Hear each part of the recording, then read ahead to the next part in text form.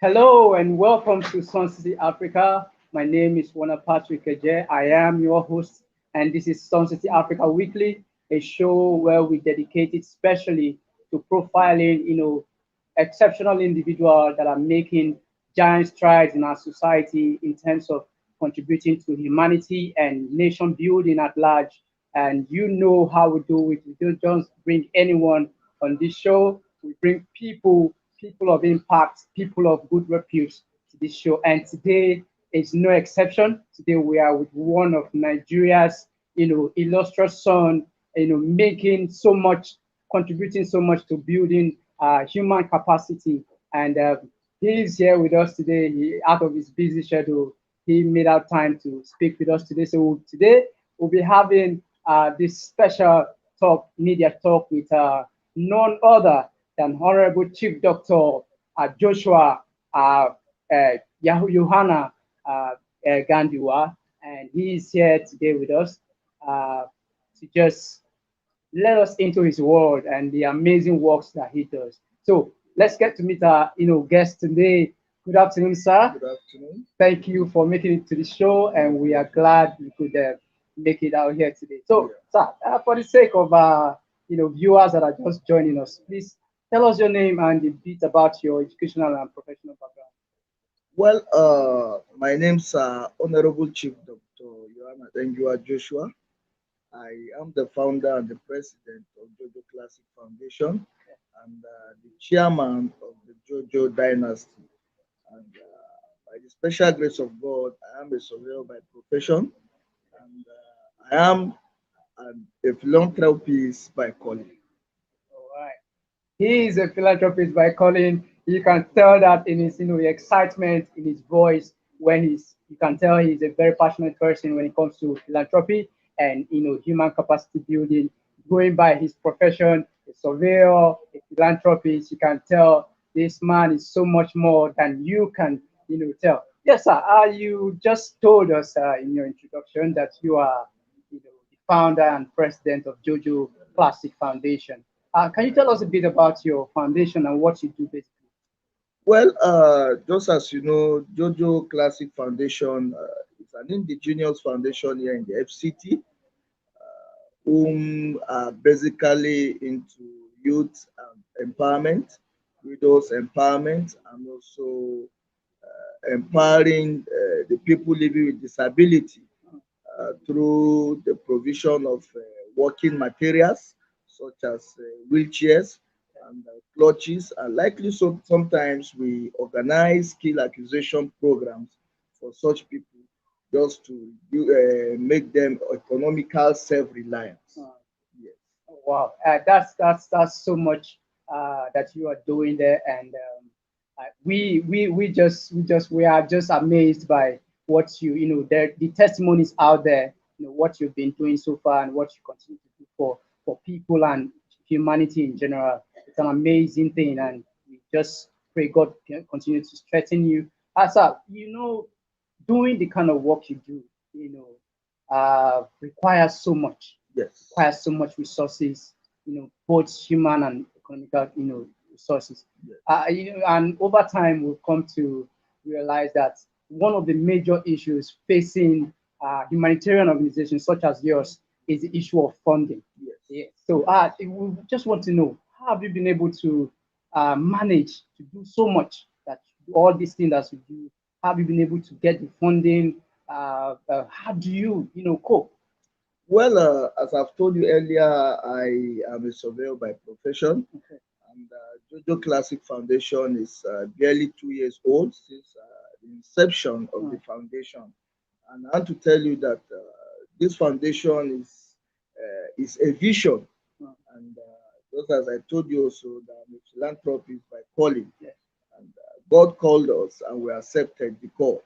And even though we knew that so many challenges were going to come along with it, just as you have stated, one of the major challenges being faced by NGOs just like mine in the country and in the world today is the issue of funding. Mm, And I can categorically tell you that since the inception of JoJo Classic Foundation, I have personally sponsored all my activities and programs by myself. We have opened doors for sponsorship, opened doors for partnership, but we are still hoping that those people will come. But for now, since the inception, I've been the one personally funding my foundation. Wow. It's one thing, to have, or as you said, to answer to God's calling. It's another thing for you to use your personal resources to actually sponsor that calling and everything. And getting to hear this, makes the whole work even more amazing to hear and to look at. And just like we said, uh, God will continue to strengthen you, and then to continue to do what you do for humanity. And but let's talk a bit about these people you deal with. In your line of work, you come across different kinds of people with different issues coming to your office every time, and then you have a first-hand knowledge of what people are going through on a daily basis. In having to get to have a deeper knowledge of these plights that people go through, what would you say is the best approach, to creating a sustainable future for these people, this set of people that are so uh, less privileged in the society? What do you think is the best approach to creating a better future for them? Well, the best approach in creating a better future for them is to see how we can create job opportunities. Because I want to tell you that one major problem we have in the country today is unemployment. Because if you go around and count the number of government agencies and even private sector organizations we have in the country today cannot cater for the number of unemployed youth we have in our society. And I want to tell you that apart from those that are already applicants that are already graduated, there are still some. I'm telling you that in the next 1, 2 years, the number will be something else. And it's not as if the companies are increasing. It's not as if this government is creating more agencies. So the only way I think this issue can be addressed is to see how we can organize some other program, skill acquisition program, where you can get this set of people, most especially the orphans, engaged in a particular skill. And after that, you see how you can, the government can, in its own little way, empower these people to start up on their own. I have to tell you that this issue of unemployment is one thing that has eaten down to the society, and it results to so many things. Because it is this issue of unemployment that results to the issue of kidnapping and banditry today. If there was a job and if these people are adequately empowered, they will not have time to go and be looking for people's children to rape. If these young ladies are adequately educated and empowered, the issue of prostitution will not be there. Definitely, it will be reduced. And it is because there is this job opportunities are not there. And that is why most of our youth involve themselves in different type of crimes. So it's not everybody that is even educated. Let's even leave the aspect of education aside. Those that are not educated, how are they empowered? And that is why my foundation, in partnership with other people, we try as much as possible to see how we can bring out these people from the dungeon, get them involved in one type of skill acquisition training or the other. And at the end of the day, we see how we can empower them to start up on their own. And I have to tell you that when you empower these people, tomorrow they will also empower some other group.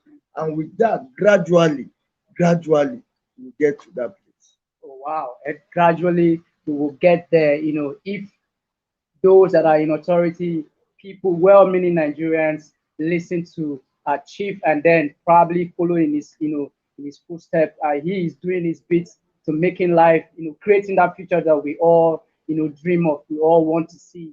I hope you watching this afternoon, you will do same, do the little you can. It's not until you're the president before you can make contributions, to human capital development. Just like Chief has said, do your bit and make sure somebody is being empowered. When you empower one person, that person empowers the next person, and that is how change comes about.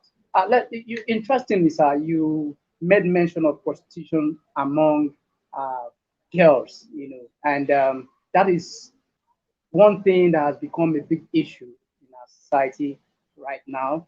And to help curb that menace that it has become, unfortunately, Sun City Africa, in collaboration with the Seed Foundation, they came up with this initiative of recent, which they are about to launch, to take out 30,000 girls out of the streets. Street life has become a very big business in our country, unfortunately, and in their bid to curbing that, they came up with this initiative. What do you think about it? What's your take on initiative, and what's your advice to them on how to go about it? Well, honestly, it's a very, very nice one. And just as there is a saying that when you educate a girl child, you educate a nation. And I want to tell you that if you see a spoiled boy child today, it is a product of a girl child. Why? Because there will not be a man, he has to come through a woman. So I want to tell you that the project you have taken upon yourself to see how you can take off about 30,000 girl child out of the street is indeed a huge one. And I don't know how you tend to achieve that, but on my own, I have to tell you that by doing that, you are going to go a long way to see how you can also help the society. You're also going to help the government. Why? Because you are reducing the responsibility. This responsibility was supposed to be carried out by the government, but you have taken it upon yourself to do it. And I have to tell you that myself and my foundation, in whichever way you can be able to support you to see that you achieve this, we're 100% together. Oh, that's wonderful. Yeah, as you heard from the chief himself, he's up for anything change, positive change for that matter. And you can, when you see someone who is passionate about change, it don't have to take too long for you to know, because anything that has to do with people's life being impacted positively, they are interested. And we are glad, to be talking with one of those trailblazers in our society this afternoon. So let's deviate a bit about from foundation work and everything. Let's just talk about something else.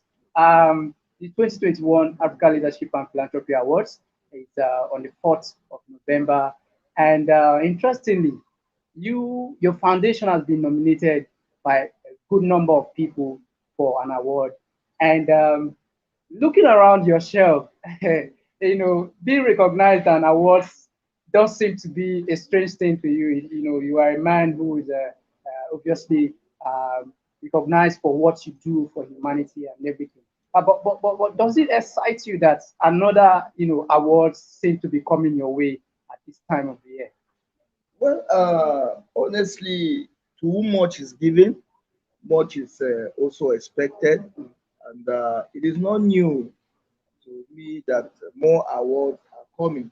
And it will interest you to know the award is not the only one that I'm expecting before the end of this year.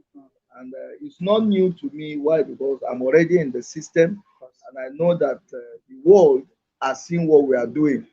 And awards, when awards are being presented to this organization, I see them as a challenge to do more. Why? Because the reward for hard work is more work. And when you recognize myself and this organization with award, you only challenge us that yes, you are seeing what this foundation is doing, and you are recognizing us, and you want us to do more. And I want to tell you that this is what we are dedicated to do. It is our calling, as I told you earlier, and we are not distracted by any force. And I want to tell you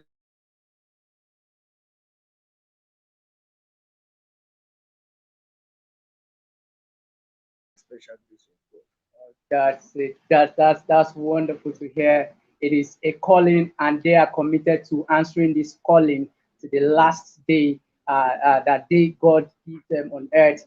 That is the word coming from Chief this afternoon. Let's also still talk about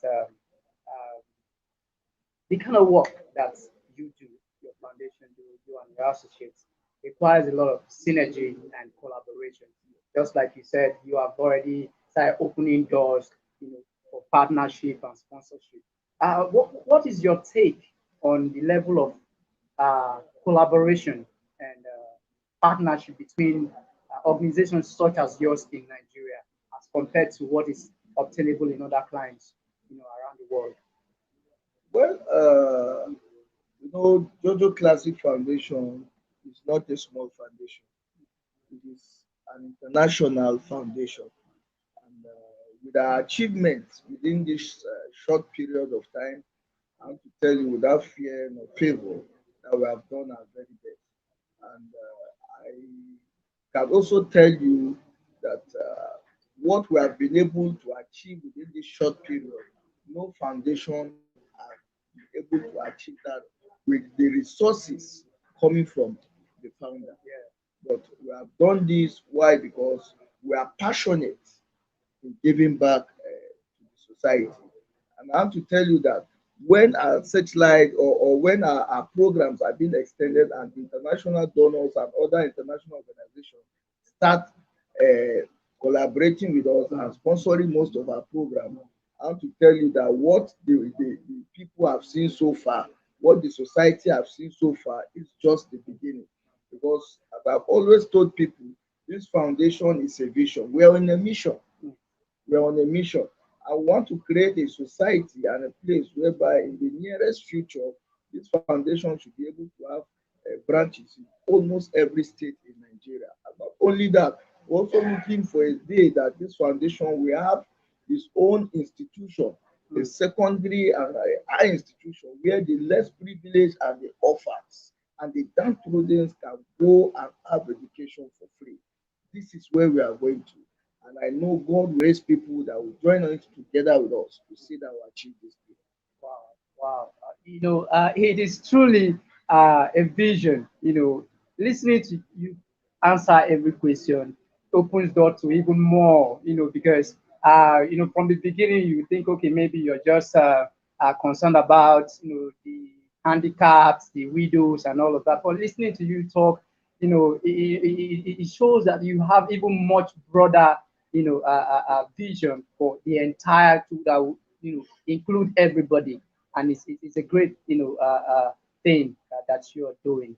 But before we know, you are a very busy person, and you have other things to attend to, so we wouldn't like to keep you for too long. But before we let you go, sir, this afternoon, what's your last words to Nigerians, especially the less privileged, at this time that are, difficult time that we are in? What's your last word to them? Well, my last word to most especially the less privileged, my constituent, just as I call them, to believe that there is hope. And they shouldn't lose hope because JoJo Classic Foundation is here to give them hope. And they should not be intimidated no matter what happens. Why? Because every single person that has been created by God was created for a purpose. And as far as Nigeria is concerned, as far as the world is concerned, they are important to the development of each country from where they come from. So I want to tell them, most especially those that are within Nigeria, that JoJo Classic Foundation is here to give them hope. And there is no need for them to lose hope. Why? Because God has sent an NGO that is going to give them hope. And that NGO is JoJo Classic Foundation. All we solicit for is prayers. Solicit for prayers and solicit for support. And we shall get there.